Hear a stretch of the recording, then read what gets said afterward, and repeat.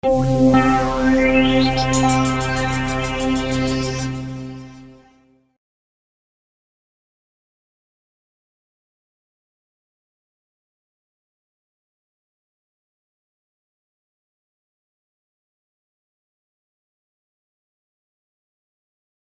semana pasada la última sesión de esa temática, y esta semana vamos a arrancar con un nuevo tema. Un tema que realmente a mí me apasiona, realmente es algo que me inspira bastante a lo que hago día con día. Pero me gustaría que al terminar esta sesión le escribieran por ahí a la maestra Betty y los que nos van a estar escuchando de manera posterior a través de la página de YouTube, se comunicaran con sus maestras para que nos digan cuáles son los temas que les interesaría saber, conocer y preparar un poco, más que nada enfocado a sus propias necesidades. Hemos elegido algunos temas que a mí me parecen oportunos y que quiero aprovechar esta plataforma para poder pues exponerlos y compartirlos con ustedes, pero también quiero escuchar sus puntos de vista y sus propias necesidades. Este tema es un tema que desde que yo recuerdo ser universitaria, a lo mejor no conocía el término como tal, no lo identificaba, pero siempre me llamó mucho la atención. Fíjense que hace más de 20 años se hace una reforma educativa como las que luego suele hacer la Secretaría de Educación Pública cada rato, regularmente cuando hay cambios de gobierno federal, se hacen algunas reformas, algunas muy beneficiosas, otras a veces innecesarias, y otras que a veces entorpecen a las personas enfocadas en el área educativa, estos procesos de avance, ¿no? Y de logros con los niños y con los jóvenes. El tema de que vamos a empezar a hablar es exactamente la diversidad. La diversidad que mucha gente confunde, y que la diversidad hablan más que nada como si fuera algo exclusivo de las personas con alguna discapacidad. Pero en realidad el ser humano es un ser humano diverso, variado, y nunca o pocas veces o pocos países estamos preparados para tener la infraestructura, para tener el personal adecuado, indicado, para atender las necesidades en el área, hablando del ámbito educativo, que es el que nos compete en este momento abordar, para poder atender esas necesidades de cada uno de los niños. Pero hace 20 y pico años, esta reforma educativa dijo: dejarán de existir escuelas de educación especial, que se acuerdan que por ahí se los comenté en alguna de las otras charlas. Van a dejar de existir, que lamentablemente siguen existiendo, y digo lamentablemente porque ya sus funciones, como se les comentaba en aquella charla, ya no son tan enfocadas o tan solicitadas, más que nada, si son enfocadas, tan solicitadas como en aquellos años. Pero dijo la Secretaría, ya no va a haber escuelas de educación especial exclusivas para niños de educación especial, y vamos a trasladar al niño de necesidades educativas especiales al área regular, a la escuela regular. Voy aquí a apagar mi WhatsApp para que no se esté escuchando. Y vamos a llevarnos, porque lo que buscamos es obviamente hacer un ambiente diverso, al mismo tiempo incluyente. Se empieza a formar equipos de trabajo, los cuales iban a generar plazas nuevas, y las escuelas de gobierno tienen lo que son los grupos USAER, que son estas personas, que son 4, regularmente es un comunicólogo, un psicólogo, un trabajador social y un pedagogo.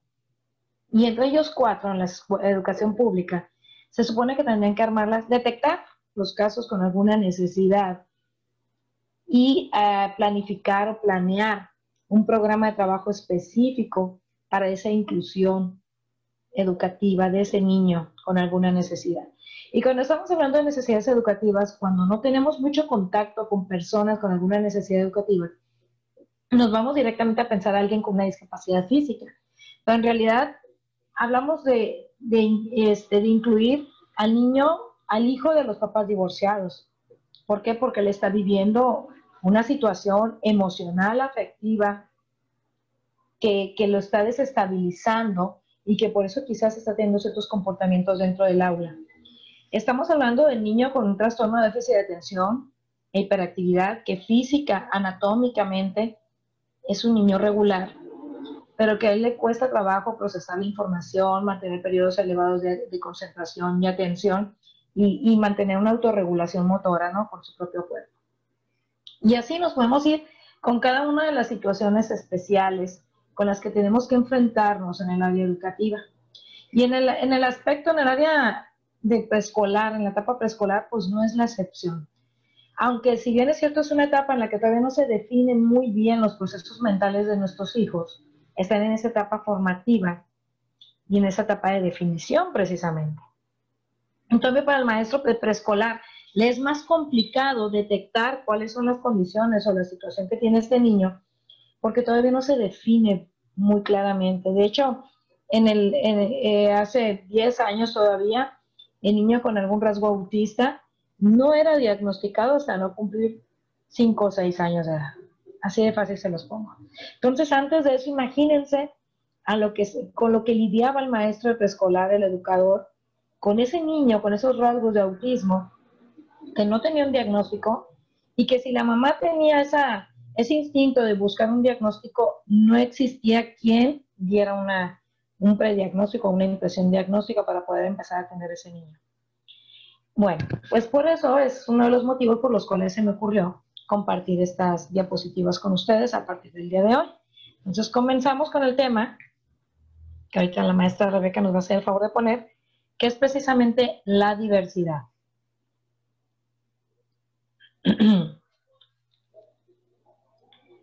La diversidad, porque como bien lo dice el gráfico que les tengo ahí, porque todos somos diferentes. Somos de rasgos físicos distintos, de ideologías distintas, religiones distintas, ambientes familiares distintos, y a eso agrégale si tienes alguna discapacidad intelectual, física, motora. Entonces, todos somos seres distintos. Y se acuerdan cuando definimos la personalidad, como les aclaré, que por eso es que cada quien define y tiene una personalidad única porque es la combinación de ese temperamento y ese carácter. Cosa que se los voy a estar marcando en todas nuestras pláticas, ¿eh? Porque sí quiero que sea algo que cuando terminemos este periodo de plática para padres, ustedes salgan bien expertos en el desarrollo de la personalidad y les digan no, este niño no es que tenga esa personalidad, es que tú se la formaste y contribuiste, hermana, tío, padrino, con la formación de su carácter, ¿verdad? Bueno, como bien dice aquí, todos los alumnos tienen necesidades educativas individuales, propias, específicas, para llegar al aprendizaje.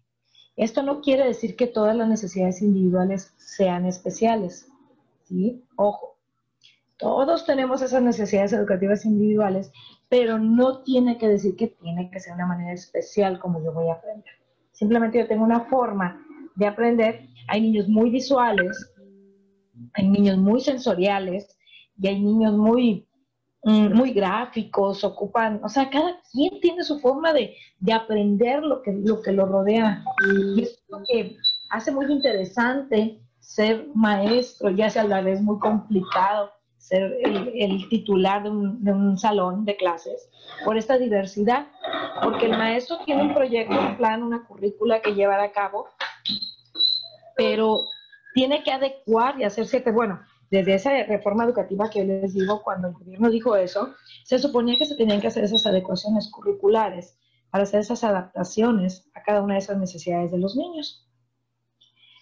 Pero lamentablemente, lo que compete, no todos, pero la mayoría de las escuelas de gobierno, federales y estatales, no se lleva a cabo al pie de la letra estas adecuaciones curriculares, porque no hay un seguimiento, no hay a lo mejor una autoridad que esté exigiendo que se realice. A quienes lamentablemente y afortunadamente a la vez se les exige más es el sector privado, donde los obligan a tener cierta población o de alguna manera, o sea, no pueden negar la atención diversa a los alumnos que se inscriben, pero que también tienen que lidiar en sus aulas con esa diversidad y hacer esas adecuaciones. Pero cuando uno yo no soy maestra, sí he dado clases, pero yo tuve que tomar un curso o estudiar para poder ser maestra, aparte de mi carrera de psicóloga. Pero las maestras que se enfocan y que estudian para eso, lamentablemente, todavía en su currícula, en lo que a ellos les enseñan, les dan una pincelada nada más de lo que es trabajar con toda esta diversidad.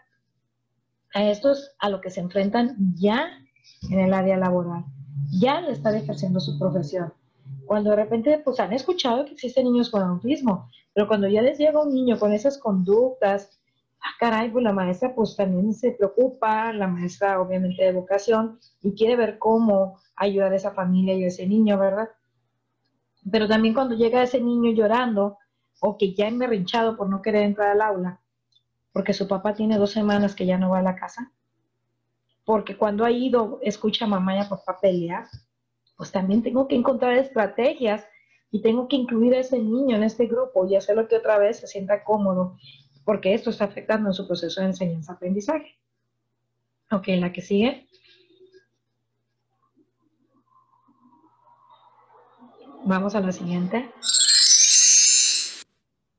Algunas necesidades individuales pueden ser atendidas por el maestro, detectando cuáles son las dificultades del niño, y así puede decidir evaluar en forma oral o escrita, dar más tiempo para el aprendizaje, utilizar actividades de refuerzo, usar otras estrategias, etcétera, etcétera.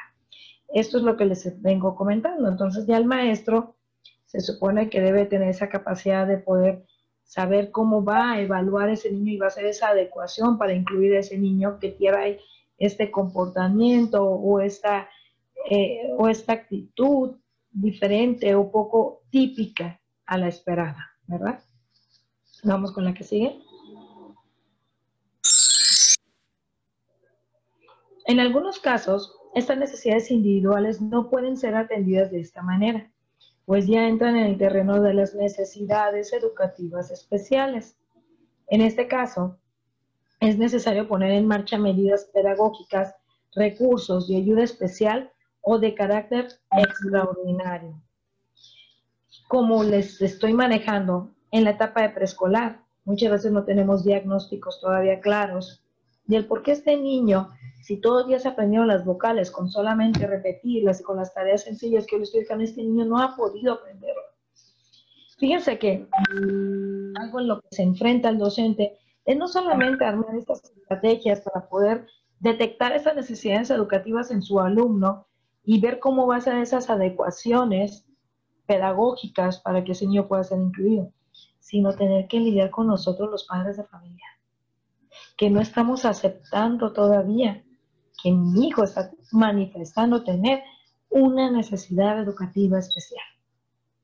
Porque es una etapa en la que primero nos negamos a aceptar esa etapa o esa parte de nuestros hijos, porque todos idealizamos un hijo perfecto. Y lamentable o afortunadamente generamos expectativas sobre ese niño que todavía no llega, que también es algo que hemos venido platicando anteriormente. Entonces, ¿cómo es posible si yo lo veo en mi casa y mi hijo es tan perfecto, tan bello, tan inteligente? Esta maestra lo que pasa es que no puede con mi hijo, esta escuela no sirve para nada. Algunos papás van y se pelean con la maestra, con el maestro, con la directora, inclusive algunos llegan hasta sacarlos de la escuela. Me topo con papás que han recorrido 3, 4 escuelas en un ciclo escolar, porque están esperando que uno de esos maestros les diga que su hijo no tiene nada, y como en esas 4 ocasiones distintas les han manifestado que su hijo está teniendo alguna dificultad, les están sugiriendo, en algunos casos, sobre todo en el área privada, pueden llegar a exigirle que vaya con algún especialista y traiga un diagnóstico por escrito, pues el padre de familia el primero es negarlo. Son pocos, no son todos, pero son pocos los que llegan a aceptar de manera inmediata buscar esos recursos para poder ayudar al maestro, al que está frente al aula de su hijo, ¿no? Vamos con la siguiente. Estas necesidades educativas especiales abarcan las discapacidades en general y las de aprendizaje, dificultades de aprendizaje también conocidas así. Estos tipos de problemáticas requieren adaptaciones curriculares, medios y atención de acceso especial a la estructura del marco educativo. Definitivamente.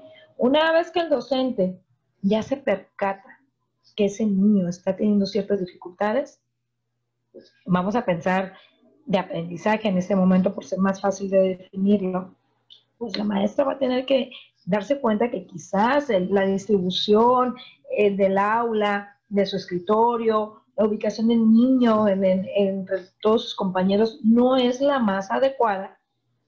Entonces tiene que ver cómo va a hacer todas esas adecuaciones, no solamente curriculares, sino los medios y toda esa atención especial que va a requerir su alumno en cuestión. Pero que creen, a veces no, ojalá nada más fuera un alumno. Y esto no es que sea que cada vez haya más niños con dificultades académicas, simple y sencillamente que, como les vine contando desde el inicio, antes estos niños estaban descentralizados, estaban en un área, pertenecían esos niños a esa escuela, ahí los remitían, y ya esa escuela se hacía cargo de ese niño de educación especial. Pero ahora, como tienen que pertenecer al sector educativo en general, pues entonces no es que haya más niñas y niños en el salón de mi hijo con alguna necesidad, sino que ahora estamos siendo más incluyentes, estamos en ese periodo, en esa transición, porque todavía no lo logramos de manera absoluta, de incluir y de entender que hay una diversidad que atender, ¿sí? Y eso es lo complicado en la mayoría de los casos, porque como sea, yo como docente me puedo preparar para atender a Anita, pero resulta que es Anita, Juanito tiene otro problema, Lupita está manifestando esto, y así me voy, y en el aula mínimamente vamos a tomarnos con 5 o 6 niños que tienen alguna necesidad de cualquier tipo, emocional, afectiva, conductual, de aprendizaje, ¿sí? Vamos con la siguiente. Hasta hace un tiempo, solo los niños con discapacidades podían acceder a esta atención especial, en tanto otros que tenían dificultades de aprendizaje de diferente magnitud seguían en la escuela, tal vez traspasando por diferentes sentimientos, fracasos y secuelas, a veces sin ningún tipo de ayuda, y en el mejor de los casos, con auxilio mínimo de un docente con sentido común, pero poco apoyo del sistema educativo. No sé la edad promedio de las mamis de Kinder Alvin, pero quiero imaginarme que muchas son mamás jóvenes, primerizas, entonces deben de pertenecer a otra generación en donde quizás ustedes sí pudieron encontrar esa diversidad en sus grupos, pero en lo que respecta a mi etapa, a mi edad de primaria, por ejemplo, no existía. Te la jugabas, te arriesgabas a tener un docente de vocación. Déjenme les aclaro que yo mi preescolar se lo estudié en privado, pero mi primaria la estudié en escuela pública. Y puedo presumir de haber tenido unos docentes extraordinarios, que recuerdo a cada uno con mucho cariño, pero también me acuerdo cómo lidiaban y batallaban con aquel niño que estaba como en el medio, porque no era un niño con algún retraso psicomotor severo o con algún retraso en el desarrollo evidente, pero que no podía aprender a leer y a escribir, que se le dificultaba tomar dictados, se le dificultaba mantenerse sentado en su silla, y esas maestras tenían que utilizar su sentido común, porque si ahorita todavía no existe una capacitación específica para estos docentes, imagínense hace 30, 40 años atrás. Entonces yo recuerdo muy bien a los maestros de vocación que decían, ¿sabe qué, señora? Salíamos, por decir, a la 1 de la tarde, va a venir por Roberto a las 2 de la tarde porque me voy a quedar de 1 a 2 con él a reforzar lectoescritura porque ya vamos a pasar a segundo y él todavía no lee. También existía otra reforma educativa en donde los niños podían recursar el ciclo escolar. Entonces eso de manera automática ayudaba a esa madurez neurocognitiva para que el niño adquiriera esas habilidades del neurodesarrollo y pudiera aprender mejor o más sencillo. Pero ahora, en esta reforma educativa, con el afán de no excluir y de no hacer sentir, de cuidar las emociones y sentimientos de los niños, tratan de evitar el recursar ciclos escolares y el niño pasa de manera automática por su edad cronológica. Bueno, pues esto tiene sus ventajas y tiene sus desventajas. La ventaja es que el niño no se va a quedar desfasado, no va a ir con el ritmo de su edad, pero la desventaja es que las habilidades del neurodesarrollo no están siendo adquiridas en su totalidad y puede salir de sexto año de primaria sin haber adquirido el proceso de lectoescritura, por ejemplo. y simplemente entra en la categoría de niños NE, que así son identificados con las iniciales, necesidades educativas especiales. ¿Sí? Vamos con la siguiente. El concepto de necesidades educativas especiales implica que cualquier persona con trastornos del aprendizaje, por la causa que fuere, reciba asistencia, sea en forma temporal o permanente. Obviamente hay necesidades educativas especiales que tienen una solución a mediano y corto plazo, y hay otras que son permanentes, entonces hay que atenderlas por siempre. Si ustedes me preguntan por mis pacientes, tengo la fortuna de tener pacientitos desde que llegaron conmigo desde que tenían 5 o 6 años, y ahorita pues tengo uno que ya tiene 20, por ejemplo, ¿no? Y tengo a otros de 22, 23. ¿Por qué? Porque es una atención permanente. Estos niños constantemente requieren de este apoyo. Estas mismas necesidades educativas especiales pueden ser aplicadas en personas que presentan un desfase importante en cuanto a su cultura o etnia y la despegada en la escuela. Fíjense, no solamente porque tengas una necesidad educativa, o sea, hablar de una necesidad educativa especial, perdón, más bien es así el ejemplo, no solamente lo voy a enfocar a un niño con algún trastorno de neurodesarrollo. Si yo soy francesa, nací en Francia, en París, vaya, porque me quiero ir pronto por allá a pasear, vamos a imaginarnos muy lejos, ¿no? Nací en París, nací en algún lugar de Francia, y a mi papá por cuestiones laborales lo mandan a México a vivir. En ese momento yo pertenezco a las necesidades educativas especiales, porque voy a ocupar muchas adecuaciones y muchas circunstancias que me favorezcan para poder adquirir primero el lenguaje, la adaptación. Entonces, a veces también los niños que pertenecen a otra etnia, eso ya los hace ser especiales. Eso ya los hace no ser parte de esa comunidad típica con la que el docente está trabajando. Entonces, por eso creo que es muy importante sensibilizarlos a ustedes como padres para que entiendan qué tan amplio puede ser este término, ¿verdad? Vamos con el siguiente.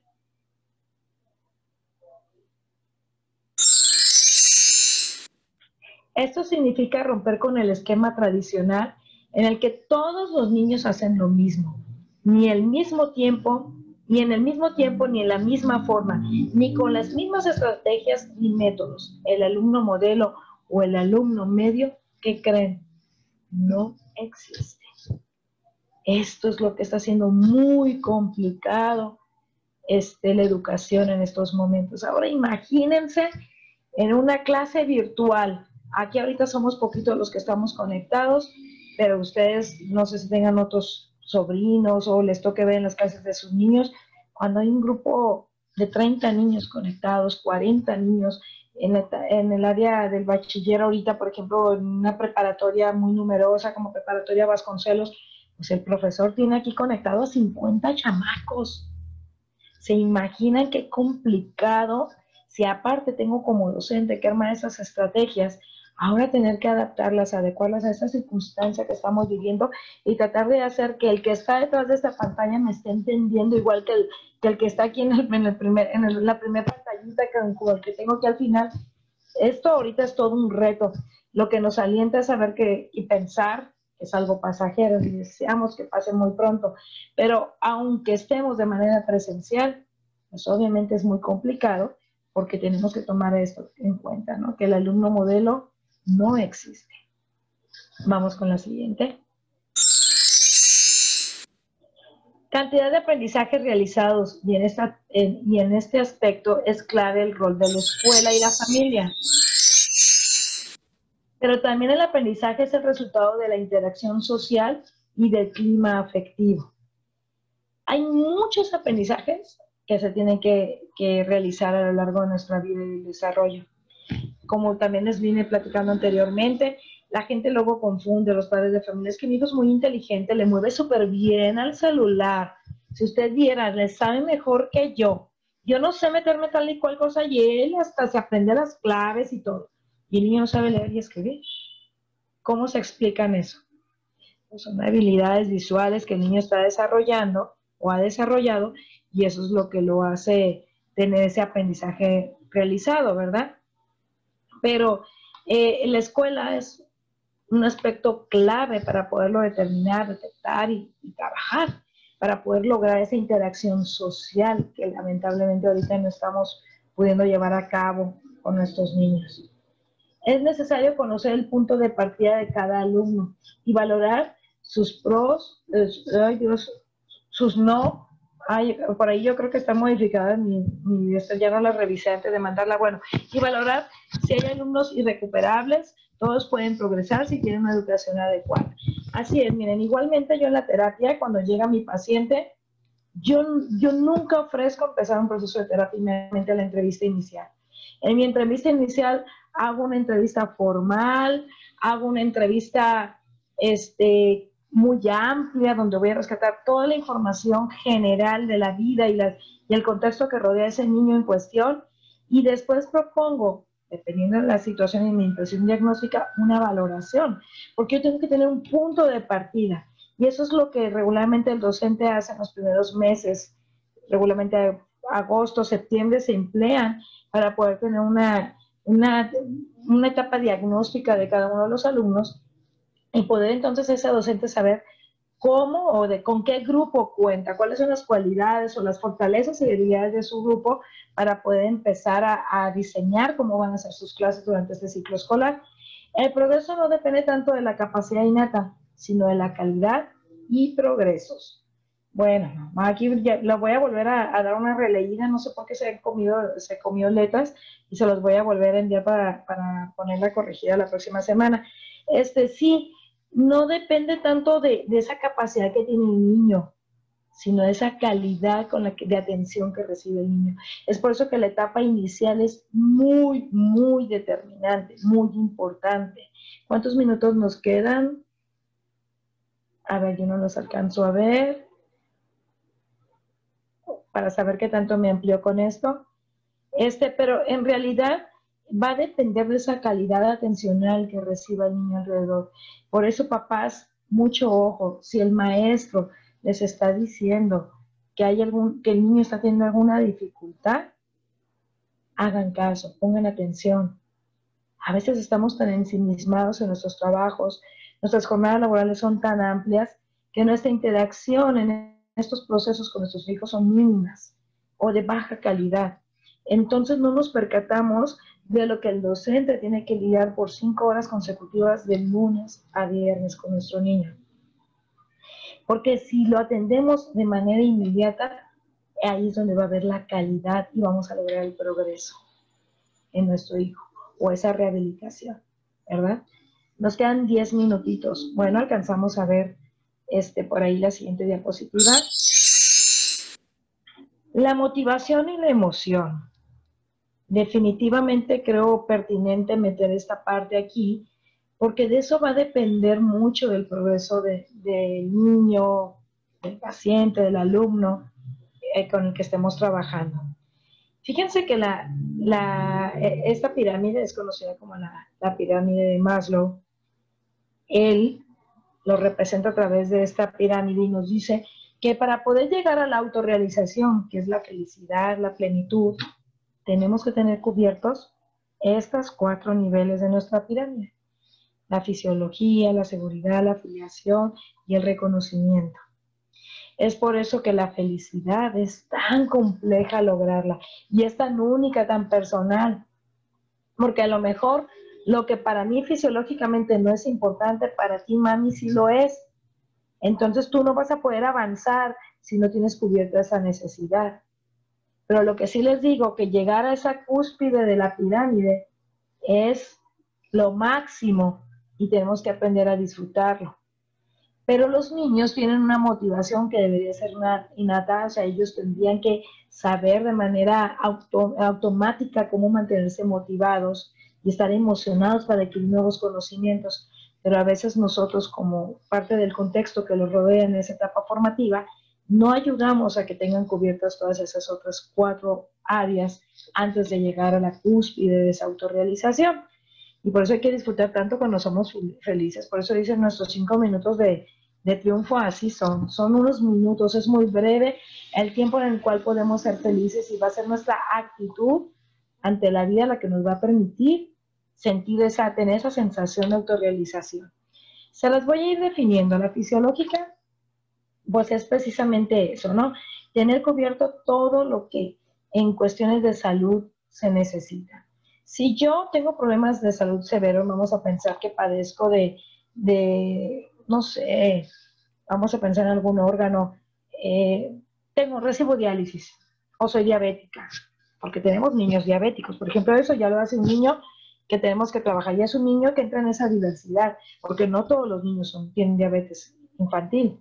Bueno, pero si este niño o esta niña o este joven o esta joven tiene alguna alteración fisiológica o simple y sencillamente me lo traes a la escuela, mami, sin desayunar, tú no sabes lo que yo voy a batallar para que tu hijo me obedezca, siga mis indicaciones. Ya no pensemos en una enfermedad, en una cuestión de salud. Pensemos en algo que debería ser cubierto el sentido común, por el sentido común del padre de familia. Darle su desayuno antes de llegar a la escuela. Es que no, él no le gusta desayunar. No, es que eso es un hábito que tú le vas a inculcar desde que es muy pequeño. De casa nadie debería salir jamás sin desayunar.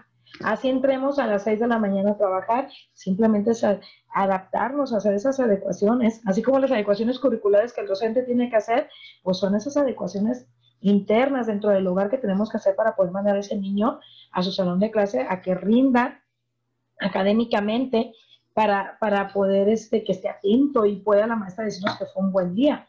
Pero si a eso le agregas que además el niño tiene algún problema de salud, vamos a pensar en un niño con trastorno de déficit de atención y hiperactividad, que la mayoría de ellos requieren de medicación, y hay una resistencia inconsciente del padre de familia por no medicarlo, que entonces a cada rato se le olvida su medicamento y no se lo dan. Primero no lo dieron el desayuno y luego es el buen pretexto, es que no le di la pastilla, maestra, porque como no quiso desayunar, obviamente yo como mamá no le voy a dar una pastilla si no ha desayunado. Pero entonces tengo que armar yo mis propias estrategias y ver cómo me le hago para que mi hijo vaya desayunado, se tome su pastilla, porque si no, sus 5 horas de clase, 6 que va a durar en el salón de clases, no van a ser productivas. Seguridad. La seguridad es los recursos que tenemos, pantales, tener una propiedad, vivir en una casa que tenga techo, aquí en estos calorones, tener aire acondicionado, que el niño no pase esos calores infernales. Por ejemplo, ahorita, esto es algo que en las clases en línea están batallando muchos docentes, yo no porque no soy ahorita maestra actualmente, pero que todas mis amigas docentes están lidiando, porque más todavía de las escuelas públicas, porque no todos los niños, por ejemplo, tienen internet, cuentan con un aparato electrónico funcional, algunos por ahí tienen un teléfono muy viejito que no logran captar toda la información, o no tiene cámara, o se le rompió la cámara. Entonces esto también está afectando a ese proceso. Yo también ahí tengo que detectar si mi niño, mi alumno, tiene este tipo de necesidades, ya sea fisiológica o de seguridad, o ambas, y ver cómo voy a hacer esas adecuaciones con este niño. Afiliación. Si este niño tiene problemas para hacer amistad, para socializar, ¿sí? O tiene por ahí algunas dificultades de tipo sexual, porque lamentablemente cada día nos enfrentamos más con el abuso sexual en niños, en menores, pues obviamente esto va a tener dificultades en su afiliación y el niño va a tener también problemas en ese proceso de enseñanza-aprendizaje. Como todo humano, o como todo ser vivo, porque pues yo no sé si a ustedes les gustan las plantitas, pero mis plantitas se ponen bien bonitas cuando yo les platico. Verdes, verdes y se ponen bien frondosas, ¿verdad? Imagínense su mascota cuando le hablan y le hacen cariños y le dan una galleta, un pedazo de salchicha a su perrito. ¿Cómo viene de feliz ese perrito? ¿Cómo nos mueve la cola y nos viene y se nos echa encima cada que entramos a casa? Ahora imagínense a sus hijos, que ocupan ese autorreconocimiento, esa confianza, ese respeto, para poder sentirse motivados y emocionados de ir a su escuelita. Y poder entonces llegar a esta parte final de la pirámide, que es la autorrealización, donde está la moralidad, la creatividad, la espontaneidad, la falta de prejuicios, la aceptación de hechos, la resolución de problemas. ¿Se dan cuenta? Yo creo que hasta aquí me voy a quedar para no avanzarle un poquito más. y vamos a tener esos minutitos para que me digan qué piensan de nuestro nuevo tema.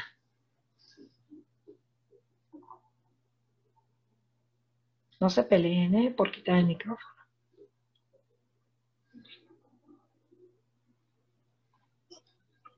Hola, hola. Hola, Angélica, ¿qué tal? Buenas tardes. Buenas tardes. Perdón, es que ando enferma, ando igual que la maestra Betty con la garganta, pero yo sí ya tengo mucha tos. Ay, no sé feo. A ver, dime. Permítame.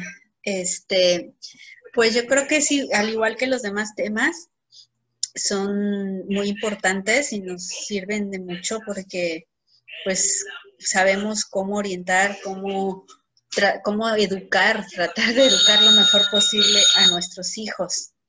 Ajá.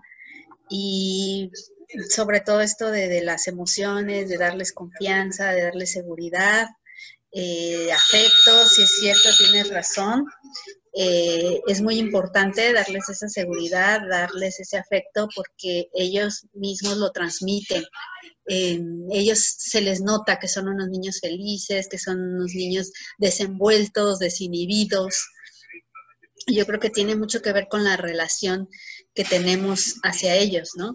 Yo, en mi caso, mis papás no fueron así, fueron ellos muy secos, pues X o Y, ¿no? Y yo siempre me dije, yo no quiero ser así con mi hija, a mí me hubiera gustado que me apapacharan, que me besaran, que me dijeran, eres la mejor, y es lo que yo trato ahora de ser con mi hija, y yo veo que por lo mismo ella también es muy cariñosa, y sí, la veo desenvuelta, no le dan pena las cosas, es segura, ¿no? Hasta ahorita que la veo segura de sí misma, pero por eso, ¿no? Porque yo cada que puedo, así como también la regaño y sí le doy sus nalgadas y sus cinturonazos, porque soy muy estricta con ella, pero también la agarro y la beso y la abrazo y la apapacho y todo, ¿no? Y sí se refleja, entonces para mí sí es muy importante todo esto que has estado hablando y nos sirve de mucho. Qué bueno, Angélica, esa es la intención. Que no sean pláticas por contarles algo, ¿no? Si en realidad sea algo útil para la formación y también al mismo tiempo que aquí participan algunas de las maestras del colegio, pues también tengan más herramientas, ¿no? Para poder apoyar a sus niños. Con estas pláticas aún no sabe cuáles han sido nuestros aciertos y nuestros errores, ¿no? Correcto. Entonces nos ayuda mucho en eso. Así es. Muchísimas gracias, Angélica. Me gusta mucho siempre escucharte. Gracias. A ver, Elda, sigues tú, ni modo. Son 2 alumnas las que tengo hoy.